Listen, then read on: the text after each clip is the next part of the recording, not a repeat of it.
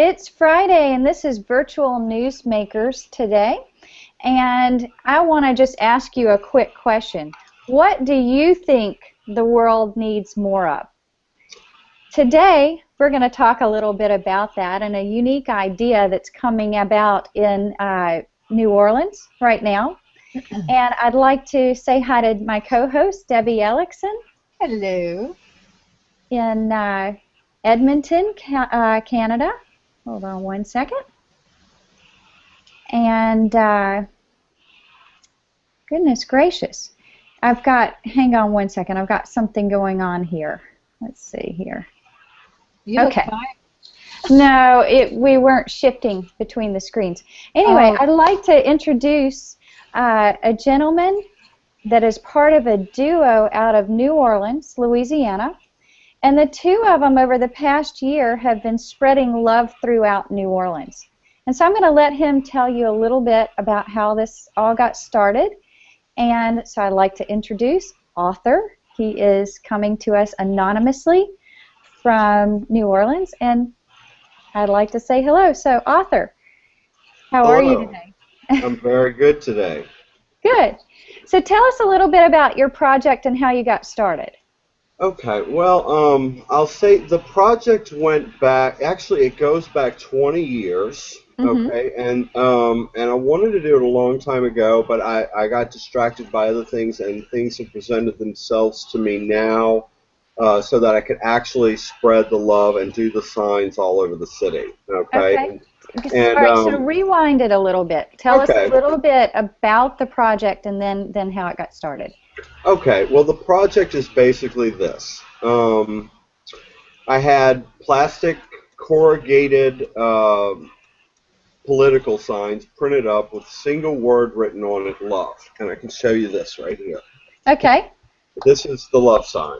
Okay? Cool. And these are the signs that we printed up and hung on telephone poles all over New Orleans. Nice. Okay. How many? There's over 350 out there now. Oh, wow. And it's gotten a lot of local attention, more attention than I anticipated or even particularly wanted. But I'm glad that it's gotten the attention it has. Good attention or bad attention? Well, mostly good. I'd say it's 95% positive. People love the signs. Awesome. One of my favorite shares that a girl shared when she sees the signs in traffic, it cheers her up, you know, and I think anything that could cheer people up in traffic's got to be good. So that's the purpose behind it? Absolutely. The ultimate purpose would be that if someone were, you know, getting ready to perpetrate a violent crime, like go to kill someone or beat someone up or steal something, they might see the sign and think of the people they love and how that might affect them, and that they might stop and think a little bit about before they do something that hurts someone else. So that's the ultimate goal. Now, we did actually cross-reference where we hung the signs with police homicide maps. Oh, wow. Yeah, and so we put them in a lot of areas where there's a lot of crime, you know, but we had a high visibility crime a couple of weeks ago where a gunman shot on Bourbon Street several people, and that's a high tourist area, so that was a high profile shooting. And my partner and I went down there and we put several signs on either corner of where that happened. Wow. You know, yeah. So how many people were killed in that? I think, I'm not sure, there were 9 people shot, and I think 1 or 2 people actually died. Oh, wow. But, you know, Bourbon Street here in New Orleans is full of tourists. I mean, it's a pedestrian street. There's no cars on it. Yeah, so it was a big story in the news. Okay, so the idea is that as you spread these signs, maybe someone will see that and their own mental state will shift, or their emotional state will shift, so that there's positive outcomes as opposed to negative consequences. Absolutely. I think the whole world could use that, no? Yes. Agree. Yes. I couldn't agree more. So anyway, we brought you on today because you have expressed in conversations with me a reticence to use today's technology, and this is something I think that's very common. A lot of our guests will come on and they're using the technology to forward their message. And we're going to do a little bit of a twist up on our typical show, which is usually finding out how those people are using today's digital communications to get the word out about what they're doing. We're going to shift it a little bit and tell you, share with you ideas about how you might use technology to get the word out about your movement. So this is a twist up on what we typically do. And I'd like to start with the fact that we are now webcasting this. Now, you have had a great deal of traditional media coverage. Can you tell us a little bit about that?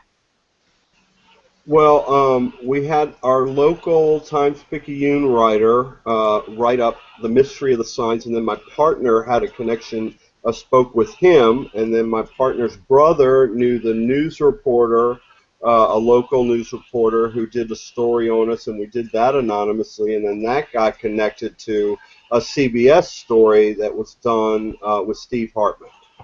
Okay, and was that national? That was national, yeah. Okay, great. So when Steve Hartman did that, did you all see any kind of activity or additional activity, or were you able to track that from an interest standpoint, and if so, how?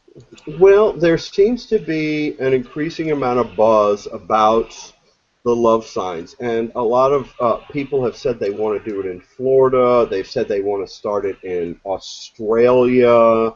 So the whole potential for this thing to grow and kind of sweep the planet would be the ideal kind of vision, to have love sweep over the planet. That would be awesome. Yeah. I never expected this. I was just kind of hoping to help my own community, because New Orleans is known to be a violent city. And there are areas of the city you don't want to walk in at night. You won't feel safe in walking down the street. And I think what I really believe is that words can cause transformation, and that language can affect not only the molecules in the air, but the whole mass collective conscience, So I don't know, and I don't have a way to measure whether it is affecting it, but it feels better to me, and that's my best personal measure. And of course, the comments that we get about what we're doing. So where are you getting these comments? I mean, that's another part of they're on Facebook. We have a Facebook page called the Campaign of Love. Okay. And that links to our website, which is under construction, but that is also called the Campaign of Love. And we're getting we have comments also too that follow the news stories and the interviews. And for the most part, I would say the worst comment we've had is that it's illegal and it's littering and it's graffiti. Okay. These people. Now, technically, what we're doing, and one of the reasons I'm anonymous is that technically it's illegal. And some of the local articles have been calling us outlaws, bandits, and renegades.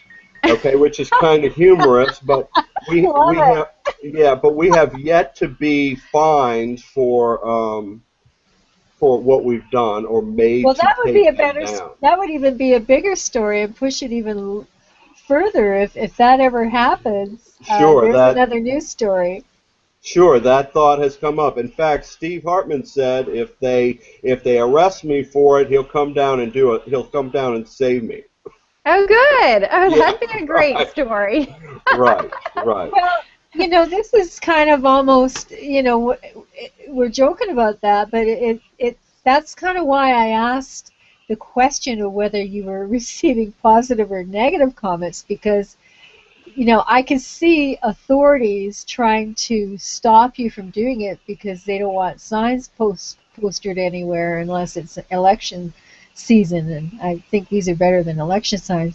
But you know, it kind of reminds me a little bit of Martin Luther King as well, because it's really you're spreading nonviolence. Yeah, and that really is what it's about. And in fact, Martin Luther King is one of my heroes, for the stand he took for love and a better world. I would like to give a shout out to a couple of people that I would love for you to meet up with. Over the course of the past few days, I've had the opportunity to introduce you to Google Plus, and we now have you on a Hangout. And I know I've kind of, pushed you, feet forward or face forward maybe into opening up a profile and an account and really getting started. One of the things about Google Plus is you've got comments coming through from the people that know you on Facebook, but there are some interesting people that are globally pulling together ways to connect and create community around their ideas and concepts. So I'd like you've got a good local core to what you've got going on here, and you've mentioned the idea or the concept really blossoming out and exponentiating to go from local to a global movement more. And the way to do that from is incremental, one by one, developing your community out. And the person that's absolutely phenomenal at building community is Tim McDonald. Mm-hmm. When you get a chance, check out, I think, the first week of November on our virtual Newsmakers channel, we had an interview with Tim McDonald about how to build community. And he actually works with community managers. He's got a community that works with community managers to teach them how to support each other and how to create online virtual communities that really lend a lot of support and momentum to ideas. So he would be one suggestion for you. He's formerly of the Huffington Post, and he's an extraordinary guy. I'd love for you to connect with him. Oh, that would be great, yeah. And Huffington Post did a little article on these signs. Great. So that would be a great connection. Yeah, absolutely. Yeah, I'd like to meet him. Yeah, that sounds great. There's an obvious one guest as well that, first person I thought of when I saw your campaign, and I'm sure Cynthia's going to mention him next. No, you go. You tell him. Okay. Jim Moss. Jim Moss has been he was an all-star professional lacrosse player, and he woke up one day and with Guillain-Barré disease, was it, Cynthia? Yeah, Guillain-Barré, yeah. Yeah, and he woke up one day just out of the blue and couldn't walk, and he had to learn how to do all these skills over again. So one of the, and obviously he's not playing lacrosse anymore. So what he did is he started the Smile Epidemic. And he started very much like you have. You must talk to Jim because you both are kind of trying to do the same thing and spreading positive cheer throughout the world. And I just came up with another thought. Different way. That's what's so interesting. It's, Jim, his name is Jim Moss, and look up the Smile Epidemic, because what he does is he has people make smiley faces or draw a smiley face and write something that they're happy about and take a selfie, either of their artwork or themselves smiling. And something that they're happy about or grateful for, because when he was sick, he had to get himself into a state of mind where he was happy or grateful for something in spite of all that was going on for him at that time. What a beautiful idea. So he would do something like this and just put and get people to whatever made them smile. It started a movement. I mean, he's really got a movement going on, and now corporations. Yeah, exactly. Well, hey, I thought of something. You know how we have cyberbullying, all these troll posts. Instead of responding to a troll post, if it's not too bad that you have to delete it, why not have some sort of a love app or icon that you can stamp out the troll with by I just love that. posting the next thing with the love sign. Okay, well, it's more advanced than my technological understanding, but I love it. Yeah. I also have this one. How about this? Yeah. That's nice, Yeah. but no, I like the love better. Okay. I like All right. that. I got you. So I also would like to suggest that we connect you with a gentleman out of Norway. His name is Yngve Haug, and he is trekking across. Last year he trekked across Norway and took 4,000 pictures, and he posted them as a part of an anti-bullying campaign. And he's doing it again this August. So we're actually stepping behind him, but he's a little bit earlier on in his community building and awareness building process. And I think that you two would be really interesting to kind of connect, because what he's doing could also be of global nature and related to what you're doing as well. And I thought of somebody. Oh, Heather Faye is a musician that we interviewed in October. She's out of Connecticut, and she's a mother, and she had to make a decision. She's also a musician. She had to make a decision: am I going to find my success going out on the road and leaving my children behind, or am I going to find my success virtually? And she literally has created a virtual community that, in particular, it started, I think, on G+, where she shared her music. And then as she gained a fan base on Google+, she's also got a Facebook following and whatnot. But as she started to build these followings, she started what's called an Indiegogo campaign, and was able to raise a very nice sum of money to help produce her own CDs and music for, to share with the world through the Indiegogo campaign. And so she doesn't have to go on tour and leave her kids behind. In fact, she can use the technology that we have today to make her dreams come true and take it to the next level. Well, I certainly love the idea of doing it all from the comfort of my own home. So these are all really great case studies and examples of people like Tim McDonald's community. Jim Moss is creating this movement. Yngve is also creating a movement and community. And Heather Faye is really good at the crowdfunding and making these dreams happen. So those are 4 people that I would highly recommend connecting up with right away, and just taking a look at their websites, look at their Facebook profiles, see if you can find them on Twitter. Like, really dig into their online presence, because you'll learn a lot of lessons about how they're doing it, or will be informative about how you can too. Okay, that sounds awesome. Does that make sense? Yeah, I love the idea. One thing about Heather is she's the queen of gratitude. And so she was able to take all the people that had supported her. She made heart-shaped little signs and sang a song and made a video, and she's terrific at video editing. That's kind of her she's also done that. And one of the things about it was, when she sang this song, she wrote their names in big Sharpie letters and decorated these hearts, and she and her kids hung these hearts from this tree, and they're fluttering around, and you can see everybody's names. And that gratitude that she was displaying really just fueled the fire of her community, because then everybody else wanted to be part of that too. And so that was really, really fun. Beautiful. So finding a way to express that gratitude is important too. Go ahead, Debbie. I just want to kind of get back to the love signs, and when you were posting, and you mentioned you were tying in the locations of these signs with some of the police crime reports. So were you a little nervous of where you were posting some of these signs?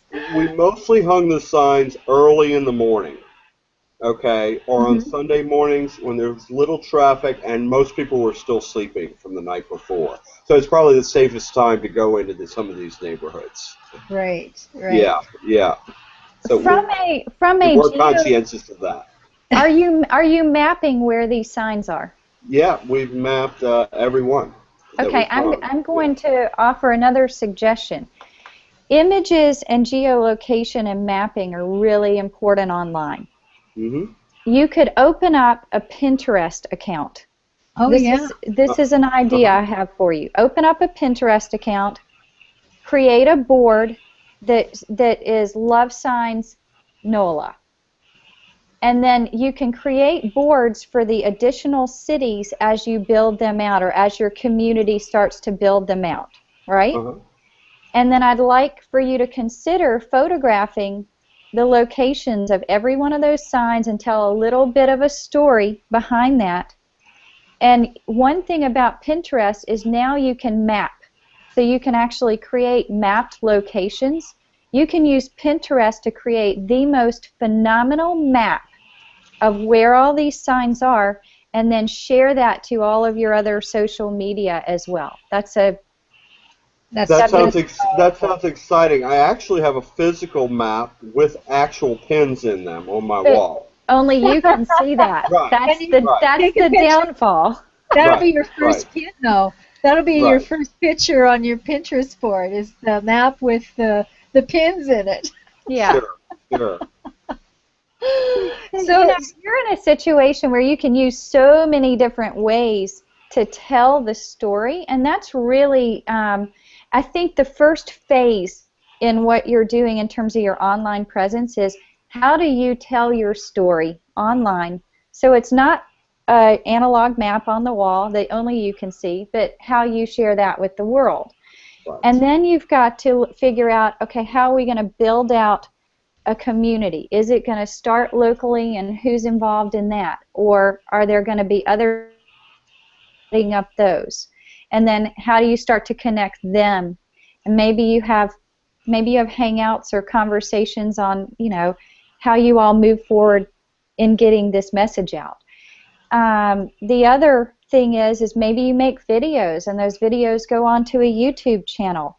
And you tell the story of why you're putting the sign here. We're on Bourbon Street right now. We're hanging up 9 signs to commemorate and to honor, if you will, or to whatever, like raise awareness about the shootings that happened or the loss that happened here. So then all of a sudden that story starts to get told in video as well. And video is great because you can take the transcript of the video that you're shooting and it can be all narrative. You can do it straight from your phone, narrate out the whole story, and it can be cut down into images, and you can take the transcript out and turn that into text, and all that can go out into your Facebook and G+.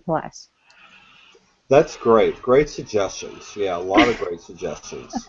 Yeah. So this is how you start to use the what you're doing to create a full interactive content-rich story that's going to pull, because the story is what's going to pull people into what you're doing.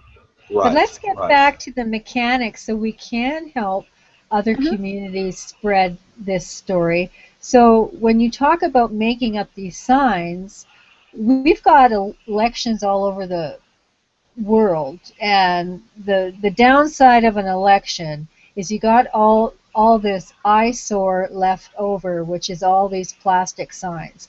So are those the signs that you're accumulating? Because they just throw them out, don't they? Well, we're nailing them on telephone poles just out of easy reach. So in other words, we're putting them with the ladder. But where are you getting the signs from? Oh, well, it's a company. Are you getting them from former political campaigns? No, well, it's a company called Cheap Signs, and they come out to about $2 a sign, and they ship them to me from Houston, and they'll print up anything anybody wants to print. So, great idea. Yeah, they'll print up your ads to, do patios or buy houses or do tree trimming or whatever. What if people around the world wanted to donate a sign? Yeah. Well, that'd be awesome. Yeah. I could think of 20 people right now I'd like to share the love with. So if I bought 20 signs or had a place where I could order 20 signs and those signs could be placed in different places, or you guys could choose where they're placed and photograph it, and then put it up. Put those photographs, say again, on your Pinterest board. Here's Cynthia's sign for, her cousin Claire Seymour Ward, which is where I'm staying right now. I'm in Lafayette this week. I'm revisiting my family roots. But my point is, or John Abear, who I reconnected with after 30 years. My point is that if I were to dedicate these signs, could you guys do that? It would definitely be possible. It would definitely be possible to do it. The reason why I ask is that could be another layer to what you're doing and how you get the community actually involved. I got you. Yeah. These are all great ideas that I, just honestly, I haven't really had access to these kind of ideas. I mean, it's just been a simple sort of idea to help the community. Cynthia and I are both. Go ahead. Cynthia and I are both cursed because these things keep us up at night. Gifted. We cannot stop thinking about ideas, and even if we didn't talk to you, we could just see your story in the news, and this would just come out of our brain overnight, even if we just can't stop thinking about how to do stuff. So anyway, my tagline. I think it's a blessing. I don't think it's a curse. I think it's a blessing and a gift for sure. Yes, it is. I call it being an idea volcano. Oh, thank you. I just got invited to a talent show.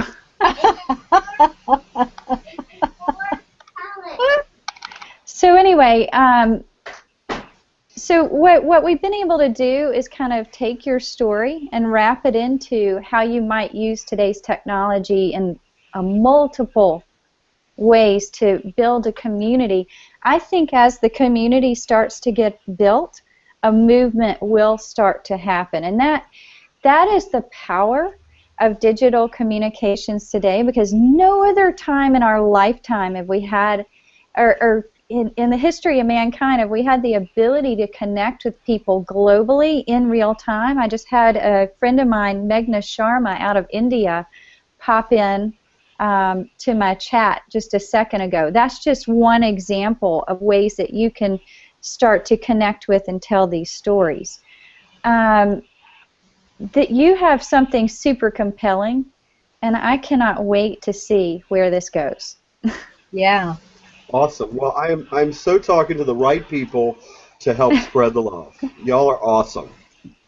You're awesome. I couldn't wait to tell this story. So for those of you out there who are interested, this is called the Campaign of Love, and it's often found on Google as Love Signs of NOLA. Is that correct? It's been kind of dubbed that? Well, the media stories that have been done on it have been called Love Signs, but we have a Facebook page called Campaign of Love and a website under construction that's called Campaign of Love as well. I think that you should really strongly keep that message and localize love signs, make the love signs of NOLA, love signs of each one of these places as almost under this umbrella of Campaign of Love. Yeah. Well, we had a friend, one of John's friends in Florida wanted to do this, and we offered to come up there to help him if we could. But basically, we just connected him to the guy that's printing our signs, and he said he's going to do it himself. So once someone takes it to another city, I just think it's a beautiful kind of chain reaction. Like, go ahead and copy the idea. Please do. They call that the biggest form of flattery. And I would just love for the world to copy this idea and take it on as their own. Yeah, but you also want to fold them into your community. You don't want to just, you know what I'm saying? And I do, but I don't necessarily want to own it. I mean, you can't really copyright love. I want the world to have love. You know what I'm saying? Yeah. Like, it's not about, and I'm not going to sue someone for copying my idea anyway. Right. It's a beautiful thing. Yeah, I'm not suggesting like copying or anything like that. I'm suggesting wrapping your arms around people who want that idea and pulling them into your community and saying, "Listen, we're all a part of this. This isn't mine. This is all of us." So Right. Yeah, I love it. And I'm assuming y'all are going to be the people that help me figure out how to do that. Yeah. Because I don't know how to do that. Well, ourselves and other people that are paving the way. Again, Tim McDonald, Jim Moss, Heather Fay. The reason why I bring up the whole Indiegogo campaign that she did is that's a great way people can donate. That's an easy way to get people to donate $2 and dedicate it to someone so that it comes to you and you can create these signs. If that makes any sense. Yeah. So it's a platform for doing that. We do have a little PayPal account in case anybody felt like, on the website, in case anybody felt like giving a donation to the cause. Awesome. Yeah. So if they can't physically donate a sign, they can donate the money to buy a sign. Exactly. Okay, so they find you Campaign of Love on Facebook, and then when your site gets constructed and finished, they'll be able to find you there as well. You can find us there now. It's www.campaignoflove.com. Nice. I love it. And you can find us now, but it's under construction. So actually the Facebook page looks better than the website as of right now. Okay. So in this scenario, as you go out and you document this process and you're getting it on Facebook, you also want to get it onto G+, and then you want to drive that also into Pinterest. And you may want to see if there's somebody that wants to help you keep that going for yourselves as well. There may be somebody that steps up and says, "You send me the pictures, and I'll get this out there for you." Well, you know what would be a miraculous thing, and we don't have current information on it, but if we hung the signs and we actually saw lower crime rates in those regions, because that would be a specific measurable result of putting the signs up. I mean, that would be like proof that it's working, you know, and that would be an awesome thing to have. But we don't have that information yet. But doing an accurate map and cross-referencing them with the crime rates could be a miraculous thing that other cities could employ. Yeah, that's definitely a long-term vision. Sure. Yeah. You know, hold on. Okay, so at the end of each show, hold on one second. Where's the doodle scissors? I don't know, y'all. Up there on that shelf. At the end of each show, we ask our guests to offer a challenge of the week for our viewers. So if you could challenge the world to do might make a difference on this planet, what would that be? Okay, if I could challenge the world to do one thing this week, it would be to think. It would be before you do something that might hurt someone, to think about how it would make them feel.